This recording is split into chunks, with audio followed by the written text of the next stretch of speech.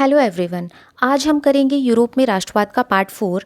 अगर आप मेरी ये सीरीज़ पूरी देखते हैं तो गारंटेड आपका सिंगल क्वेश्चन भी मिस नहीं होगा, जो टीजीटी सोशल साइंस और क्लास 10th के लिए बहुत इंपॉर्टेंट है। तो चलिए शुरू करते हैं। पहला क्वेश्चन है, आज के जर्मनी, इटली और स्विट्ज़रलैंड पहले किस रूप में जाने जाते थे? राष्ट्र राज्य के रूप में, रियासतें, डचेज या कैंटोन्स, उपनिवेश या गणराज्य? तो बी ऑप्शन राइट है। अच्छा, पहले क्या था? पहले यूरोप आज की तरह एकीकृत देश नहीं था। ठीक है, जर्मनी, इटली और स्विट्ज़रलैंड जो थे वो छोटे छोटे क्षेत्रों में बटे हुए थे। यही बाद में राष्ट्रवाद के कारण एक बड़े राष्ट्र में बदल गए। नेक्स्ट है, यूरोप के ये क्षेत्र किस में बटे हुए थे? छोटे छोटे राष्ट्र में, रियासतों, राज्यों में, साम्राज्यों में या जिलों में? तो बी ऑप्शन राइट है, रियासतों और राज्यों में। उस समय यूरोप में राजनीतिक एकता नहीं थी। हर क्षेत्र का अलग शासक और अलग प्रशासन होता था। अगला क्वेश्चन है, लोग स्वयं को किस आधार पर एक समान संस्कृति का भागीदारी नहीं मानते थे? भाषा, धर्म, सांस्कृतिक पहचान या राजनीतिक दल? तो डी ऑप्शन राइट है। लोग भाषा, धर्म और सांस्कृतिक पहचान के आधार पर खुद को जोड़ते थे, लेकिन उस समय राजनीतिक दल लोगों की सांस्कृतिक पहचान का आधार नहीं था। तो डी ऑप्शन राइट है। अगला है, हैब्सबर्ग साम्राज्य पर शासन कौन करता था? फ्रांस, ऑस्ट्रिया हंगरी, रूस या प्रशा? तो बी ऑप्शन राइट है, ऑस्ट्रिया हंगरी। हैब्सबर्ग साम्राज्य यूरोप का एक बड़ा साम्राज्य था, जिस पर कौन शासन करता था? ऑस्ट्रिया हंगरी करते थे, और इस साम्राज्य में अलग अलग भाषाओं और संस्कृति के लोग रहते थे। अगला क्वेश्चन है, हैब्सबर्ग साम्राज्य में कौन कौन से क्षेत्र शामिल थे? तो ए ऑप्शन राइट है। अगला क्वेश्चन है, हैब्सबर्ग साम्राज्य में कुलीन वर्ग किस भाषा का प्रयोग करता था? जर्मन, फ्रेंच, पोलिश या इटालियन? तो ए आंसर राइट है, जर्मन। कुलीन वर्ग और प्रशासन में जर्मन भाषा का अधिक प्रयोग होता था। अगला क्वेश्चन है, गैलिसिया में कुलीन वर्ग कौन सी भाषा बोलता था? जर्मन, पोलिश, फ्रेंच या रशियन? तो बी ऑप्शन राइट है, पोलिश। नेक्स्ट क्वेश्चन है, बोहेमिया में कुलीन वर्ग कौन सी भाषा बोलता था? पोलिश, जर्मन, फ्रेंच या हंगेरियन? तो कौन सी थी? बी ऑप्शन राइट है, जर्मन भाषा बोलता था। अगला क्वेश्चन है, हैब्सबर्ग साम्राज्य में सामान्य जनता क्या करती थी? व्यापार करती थी, विभिन्न बोलियां बोलती थी, केवल जर्मन बोलती थी या अंग्रेजी बोलती थी? तो बी ऑप्शन राइट है, विभिन्न बोलियां बोलती थी। सामान्य लोग अलग अलग क्षेत्रों से अलग अलग बोलियां बोलते थे, और इसी कारण पूरे साम्राज्य में सांस्कृतिक एकता नहीं बन पाई थी। हैब्सबर्ग साम्राज्य के भीतर भारी संख्या में कौन रहते थे? सैनिक, किसान, अधिकारी या व्यापारी? तो बी ऑप्शन राइट है, किसान रहते थे। अगला क्वेश्चन है, उत्तरी बोहेमिया में कौन रहता था? तो कौन रहते थे? सी ऑप्शन राइट है, जर्मन रहते थे, और यही कारण था, वहाँ जर्मन भाषा और संस्कृति का प्रभाव अधिक था, और हैब्सबर्ग साम्राज्य में अलग अलग क्षेत्रों में अलग अलग जातियाँ रहती थी। नेक्स्ट है, दक्षिण में कौन रहता था? मतलब हैब्सबर्ग साम्राज्य के दक्षिण क्षेत्रों में कौन रहता था? तो वो रहते थे स्लोवेन्स। ए ऑप्शन राइट है। नेक्स्ट है, पूर्वी क्षेत्रों में कौन रहता था? मतलब हैब्सबर्ग साम्राज्य के पूर्वी क्षेत्रों में कौन रहता था? तो बी ऑप्शन राइट है। अगला है, राजनीतिक एकता को मजबूत करने वाली सबसे बड़ी शक्ति क्या मानी गई है? धर्म, व्यापार, राष्ट्रवाद या सेना? तो सी ऑप्शन राइट है, राष्ट्रवाद। राष्ट्रवाद वह भावना थी जिसमें लोग अपनी भाषा, संस्कृति और इतिहास के आधार पर एक राष्ट्र बनाना चाहते थे, और इसी राष्ट्रवाद ने यूरोप में राजनीतिक एकता को मजबूत किया था। अगला क्वेश्चन है, यूरोप में राष्ट्रवाद और राष्ट्र राज्य का विचार किसके साथ उभरा था? औद्योगिक क्रांति, सामाजिक और राजनीतिक परिवर्तन? तो बी ऑप्शन राइट है। इसमें क्या था, जब समाज और राजनीति में बदलाव आया तभी लोगों ने एक राष्ट्र के रूप में सोचना शुरू किया था। अगला है, यूरोपीय महाद्वीप का सबसे प्रभावशाली वर्ग कौन था? किसान, कुलीन वर्ग, मजदूर वर्ग या व्यापारी वर्ग? तो बी ऑप्शन राइट है, कुलीन वर्ग। 19वीं शताब्दी में यूरोप का सबसे शक्तिशाली वर्ग था ये, और इसके पास जमीन, धन, राजनीतिक शक्ति, ये सब कुछ था। अगला है, कुलीन वर्ग मुख्य रूप से किसका मालिक था? कारखाने का, जहाज का, जमीन का या बाजार का? तो सी ऑप्शन राइट है, जमीन का। इनके पास बहुत जमीनें हुआ करती थी। ठीक है, वे बड़े बड़े खेतों और जागीरों के मालिक थे, और इसी वजह से समाज में उनका प्रभाव बहुत अधिक था। अगला है, कुलीन वर्ग के सदस्य किससे बंधे हुए थे? साझा जीवन शैली, धर्म, सेना या व्यापार? तो ए ऑप्शन राइट है, साझा जीवन शैली। कुलीन वर्ग के लोग अलग अलग देशों में रहने के बावजूद समान जीवन शैली अपनाते थे। उनका रहन सहन, खान पान, सामाजिक व्यवहार सब एक जैसा हुआ करता था। नेक्स्ट है, कुलीन वर्ग ग्रामीण क्षेत्रों में किसके मालिक थे? कारखानों के, खेत और हवेलियों के, बंदरगाह के या दुकानों के? तो बी ऑप्शन राइट है, खेत और हवेलियों के। अगला है, राजनीतिक कार्यों और उच्च वर्गों के बीच कौन सी भाषा प्रयोग की जाती थी? जर्मन, अंग्रेजी, फ्रेंच या रूसी? तो कौन सी थी? सी ऑप्शन राइट है, फ्रेंच भाषा। कुलीन परिवार आपस में किस माध्यम से जुड़े होते थे? व्यापार से, वैवाहिक संबंध से, युद्ध से या शिक्षा से? तो बी ऑप्शन राइट है, वैवाहिक संबंध से। यूरोप के कुलीन परिवार अपनी शक्ति, धन और प्रभाव बनाए रखने के लिए आपस में शादी करते थे। इससे बड़े बड़े राजघराने के बीच संबंध मजबूत होते थे। अगला है, कुलीन वर्ग संख्या के हिसाब से कैसा था? बहुत बड़ा, छोटा समूह, मध्यम या सबसे बड़ा वर्ग? तो छोटा समूह हुआ करता था। कुलीन वर्ग की संख्या बहुत कम थी, लेकिन उनके पास बहुत ज़्यादा ज़मीन, धन और राजनीतिक शक्तियाँ थी। अगला है, यूरोप की अधिकांश जनसंख्या कौन थी? व्यापारी, सैनिक, कृषक या अधिकारी? तो सी ऑप्शन राइट है, किसान हुआ करते थे। अगला है, पश्चिमी यूरोप में ज़मीन पर खेती कौन करते थे? किराएदार और छोटे काश्तकार, राजा, सैनिक या व्यापारी? तो ए ऑप्शन राइट है। अगला है, पूर्वी और मध्य यूरोप में भूमि कैसी थी? छोटा खेत, विशाल जागीरें, औद्योगिक क्षेत्र या नगर? तो बी ऑप्शन राइट है, विशाल जागीरें हुआ करती थी और इन पर किसान और भूदास काम करते थे। अगला है, विशाल जागीरों पर खेती कौन करते थे? व्यापारी, सैनिक, भूदास या अधिकारी? तो सी ऑप्शन राइट है, भूदास करते थे। ये वे किसान थे जो जागीरदारों की ज़मीन पर काम करते थे और पूरी तरह स्वतंत्र नहीं थे। अगला क्वेश्चन है, पश्चिमी और मध्य यूरोप में शहरों का विकास किस कारण हुआ था? युद्ध के कारण, औद्योगिक उत्पादन और व्यापार के कारण, कृषि या धर्म? तो बी ऑप्शन राइट है, औद्योगिक उत्पादन और व्यापार। अगला क्वेश्चन है, शहरों के विकास से किस वर्ग का उदय हुआ? कृषक वर्ग, वाणिज्यिक वर्ग? तो बी ऑप्शन राइट है, कमर्शियल क्लास का उदय हुआ था। शहरों और व्यापार के विकास से व्यापारी, उद्योगपति और व्यवसायी वर्ग उभर कर सामने आया। अगला है, भूदास किसे कहा जाता था? व्यापारी को, बड़े जमींदार को, जागीरों पर काम करने वाले किसान को? तो सी ऑप्शन राइट है। अगला है, नया मध्यम वर्ग किसके कारण उभरा? औद्योगिक उत्पादन और व्यापार, धार्मिक आंदोलन, युद्ध या कृषि सुधार? तो ए ऑप्शन राइट है, औद्योगिक उत्पादन और व्यापार के कारण। अगला है, नए मध्यम वर्ग का अस्तित्व किस पर टिका था? कृषि पर, बाजार के लिए उत्पादन? तो बी ऑप्शन राइट है, बाजार के लिए उत्पादन। नया मध्यम वर्ग उद्योग, व्यापार और बाजार के लिए वस्तुओं के उत्पादन पर निर्भर था। अगला है, इंग्लैंड में औद्योगिकीकरण कब शुरू हुआ? 17वीं सदी में, 18वीं सदी के दूसरे भाग में? तो बी ऑप्शन राइट है। अगला है, फ्रांस और जर्मनी के कारण कुछ हिस्सों में औद्योगिकीकरण कब आया? 18वीं सदी में, 17वीं सदी में, 19वीं सदी में या 20वीं सदी में? तो सी ऑप्शन राइट है, 19वीं सदी में। औद्योगिकीकरण के परिणाम स्वरूप कौन से नए सामाजिक समूह अस्तित्व में आए?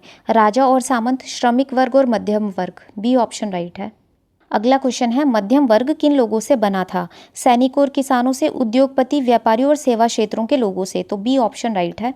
मध्य और पूर्वी यूरोप में इन समूहों का आकार कब तक छोटा था? 18वीं सदी तक, 19वीं सदी के अंतिम दशकों तक? तो बी ऑप्शन राइट है। राष्ट्रीय एकता के विचार किनके बीच लोकप्रिय हुए? किसानों, सैनिकों, शिक्षित और उदारवादी मध्यम वर्ग? तो सी ऑप्शन राइट है। अगला क्वेश्चन है, राष्ट्रीय एकता के विचार लोकप्रिय होने से पहले क्या समाप्त हुआ? दास प्रथा, कुलीन विशेषाधिकार? तो बी ऑप्शन राइट है। औद्योगिकीकरण के कारण किसका विकास हुआ? जंगल का, सामाजिक समूह का, रेगिस्तान का, साम्राज्य का? तो बी ऑप्शन राइट है, सामाजिक समूह। अगला क्वेश्चन है, श्रमिक वर्ग किस प्रक्रिया का परिणाम था? कृषि विकास, औद्योगिकरण, युद्ध या धार्मिक सुधार? तो बी ऑप्शन राइट है, औद्योगिकरण। अगला है, उदारवादी मध्यम वर्ग किससे संबंधित है? राष्ट्रवाद से, कृषि, दास प्रथा या साम्राज्यवाद? तो ए ऑप्शन राइट है, राष्ट्रवाद से। अगला है, बाजार के लिए उत्पादन का संबंध किससे था? व्यापार और उद्योग, धर्म, सेना या राजनीति? तो ए ऑप्शन राइट है, व्यापार और उद्योग। इंग्लैंड में औद्योगिकरण पहले क्यों शुरू हुआ? व्यापार और उत्पादन के विकास के कारण? तो ए ऑप्शन राइट है। इसमें क्या हुआ था, इंग्लैंड में व्यापार, पूंजी और उत्पादन तेजी से बढ़ रहे थे, इसलिए औद्योगिकरण क्रांति सबसे पहले वहीं शुरू हुई। नया मध्यम वर्ग राष्ट्रवाद के समर्थन में क्यों था? राष्ट्रीय एकता के विचारों के कारण, धार्मिक कारणों से, युद्ध के कारण या कृषि सुधार के कारण? तो ए ऑप्शन राइट है, राष्ट्रीय एकता के विचारों के कारण। सेवा क्षेत्र के लोग किस वर्ग का हिस्सा थे? कृषक वर्ग का, कुलीन वर्ग का, मध्यम वर्ग का या सैनिक वर्ग का? तो सी ऑप्शन राइट है। इसमें कौन कौन हुआ करते थे? जैसे डॉक्टर हो गए, टीचर हो गए, लॉयर हो गए।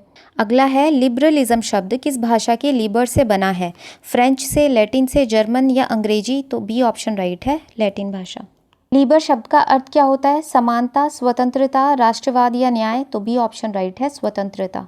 नए मध्यम वर्ग के लिए उदारवाद का क्या अर्थ था? केवल व्यापार, व्यक्ति की आज़ादी और कानून के समक्ष समानता? बी ऑप्शन राइट है। अगला क्वेश्चन है, राजनीतिक रूप से उदारवाद किस प्रकार की सरकार पर जोर देता था? तानाशाही सरकार, सहमति से बनी सरकार, सैन्य शासन या राजशाही? तो बी ऑप्शन राइट है, सहमति से बनी सरकार। उदारवादी ऐसी सरकार चाहता था जो जनता की सहमति से बने और संविधान के अनुसार काम करे। नेक्स्ट है फ्रांसीसी क्रांति के बाद उदारवाद किसका पक्षधर था?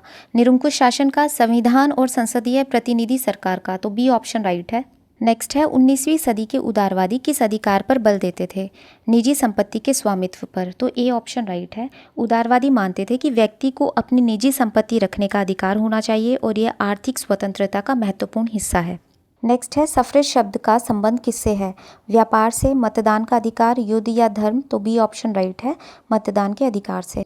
अगला है क्रांतिकारी फ्रांस में मतदान का अधिकार किन्हें प्राप्त था? सभी नागरिकों को, केवल महिलाओं को, केवल संपत्तिवान पुरुष को या किसान को, तो सी ऑप्शन राइट है, केवल संपत्तिवान पुरुष को। अगला क्वेश्चन है किन लोगों को राजनीतिक अधिकारों से वंचित रखा गया था? सैनिक को, संपत्ति विहीन पुरुष और महिलाओं को, तो बी ऑप्शन राइट है। अगला है जैकोबिन शासन के समय किसे मताधिकार मिला था? केवल महिलाओं को, सभी वयस्क पुरुष को, केवल अमीर लोग या केवल सैनिक, तो बी ऑप्शन राइट है। अगला है नेपोलियन संहिता ने महिलाओं की स्थिति कैसी बना दी?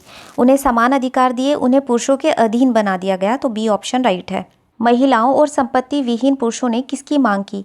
धार्मिक अधिकार की, समान राजनीतिक अधिकार, तो बी ऑप्शन राइट है। अगला क्वेश्चन है आर्थिक क्षेत्र में उदारवाद किसका समर्थन करता था? बाजारों की स्वतंत्रता, व्यापार पर रोक, राजशाही या युद्ध, तो ए ऑप्शन राइट है, बाजारों की स्वतंत्रता और मुक्त व्यापार का समर्थन करता था। अगला है उदारवादी किस नियंत्रण को समाप्त करना चाहता था? धार्मिक नियंत्रण, राज्य द्वारा लगाए गए व्यापारिक नियंत्रण, तो बी ऑप्शन राइट है। अगला है नेपोलियन के प्रशासनिक कदमों से जर्मन भाषी क्षेत्रों में कितने राज्यों का महासंघ बना? 29, 39, 49, 59, तो बी ऑप्शन राइट है, 39। 1833 में हैम्बर्ग से न्यूरेमबर्ग जाने वाले व्यापारी को क्या पार करना पड़ता था? समुद्र, सीमा शुल्क नाके, पर्वत या जंगल, तो बी ऑप्शन राइट है, कस्टम बैरियर्स को पार करना पड़ता था। 1833 में पहले जर्मन राज्यों में बहुत सारे सीमा शुल्क नाके थे। व्यापारियों को हर राज्य की सीमा पर टैक्स देना पड़ता था। नेक्स्ट है उदारवाद का संबंध किस विचार से था? राष्ट्रीय एकता, साम्राज्यवाद, दास प्रथा या धार्मिक कट्टरता, तो ए ऑप्शन राइट है, राष्ट्रीय एकता। हर बार लगभग कितना सीमा शुल्क देना पड़ता था? 2%, 5%, 10 या 15, तो बी ऑप्शन राइट है, 5%। शुल्क अक्सर किस आधार पर लगाए जाते थे? रंग के आधार पर, वजन और आकार, तो बी ऑप्शन राइट है। नेक्स्ट है अलग अलग क्षेत्रों में हिसाब लगाने में समय क्यों लगता था? भाषा अलग थी, अलग अलग कानून थे, प्रत्येक क्षेत्र की अपनी नापतोल व्यवस्था थी, तो सी ऑप्शन राइट है। अगला है मलमल कपड़े को नापने का पैमाना क्या कहलाता था? मीटर, एले, तो बी ऑप्शन राइट है। एले की लंबाई कैसी थी? हर जगह समान, जगह बदलने के साथ घटती बढ़ती थी, तो बी ऑप्शन राइट है। नेक्स्ट है फ्रैंकफर्ट में एक एले कपड़ा कितने सेंटीमीटर का था? तो कितने का था? 54.7, बी ऑप्शन राइट है, 54.7 का था। माइंस में एक एले कपड़े कितने सेंटीमीटर का था? तो यह था 55.1 सेंटीमीटर, सी ऑप्शन राइट है। न्यूरेमबर्ग में एक एले कपड़ा कितने सेंटीमीटर का था? तो यह था 65.6 centimetre, D option right. Freiburg में एक एले कपड़ा कितने सेंटीमीटर का था? तो यह था 53.5 सेंटीमीटर, ए ऑप्शन राइट है। अगला है नया वाणिज्यिक वर्ग किसके पक्ष में था? धार्मिक सुधार, एकीकृत आर्थिक क्षेत्र, साम्राज्यवाद या राजशाही, तो बी ऑप्शन राइट है। एकीकृत आर्थिक क्षेत्र में किसका आवागमन बाधा रहित होना चाहिए? केवल वस्तुओं का, केवल लोग का, वस्तुएं, लोग और पूंजी, सी ऑप्शन राइट है। तीनों का जो व्यापार है वो कैसा होना चाहिए? बाधा रहित होना चाहिए। उदारवादी लोग चाहते थे कि व्यापार, लोग और पूंजी बिना रुकावट एक क्षेत्र से दूसरे क्षेत्र में जा सके। नेक्स्ट है 1834 में किसकी पहल पर जोल्वेराइन स्थापित किया गया? तो यह था प्रशा की पहल पर, सी ऑप्शन राइट है। जोल्वेराइन क्या था? सैन्य संगठन था, धार्मिक संघ था, शुल्क संघ था, तो सी ऑप्शन राइट है। कस्टम यूनियन थी जर्मन राज्यों की जिसने व्यापारिक बाधाएं कम की थी। अगला है जोल्वेराइन में कौन शामिल हो गए थे? अधिकांश जर्मन राज्य, केवल फ्रांस, केवल इटली या केवल रूस, तो ए ऑप्शन राइट है, अधिकांश जर्मन राज्य। अगला है जोल्वेराइन ने क्या समाप्त कर दिया? राजशाही, धार्मिक कर, शुल्क अवरोध या युद्ध, तो सी ऑप्शन राइट है, शुल्क अवरोध। जोल्वेराइन ने मुद्रा की संख्या कितनी कर दी? 1, 2, 5 या 10, तो बी ऑप्शन राइट है, 2। अगला है रेल नेटवर्क ने किसमें वृद्धि की? धार्मिकता में, गतिशीलता में, युद्ध में या कर में, तो बी ऑप्शन राइट है, गतिशीलता में। रेल नेटवर्क बढ़ने से लोगों और वस्तुओं की आवाजाही तेज और आसान हो गई थी। अगला है आर्थिक हितों ने किसे मजबूत बनाया? साम्राज्यवाद को, राष्ट्रवाद को, राजशाही को या दास प्रथा को, तो किसे मजबूत बनाया था? बी ऑप्शन राइट है, राष्ट्रवाद को। आर्थिक एकता और व्यापारिक हितों ने जर्मनी में राष्ट्रवाद की भावना को मजबूत बनाया, तो बी ऑप्शन राइट है। तो ये थे आज के क्वेश्चंस। अगर आपको मेरी वीडियो पसंद आई हो तो लाइक शेयर एंड चैनल को सब्सक्राइब ज़रूर करें। Thank you.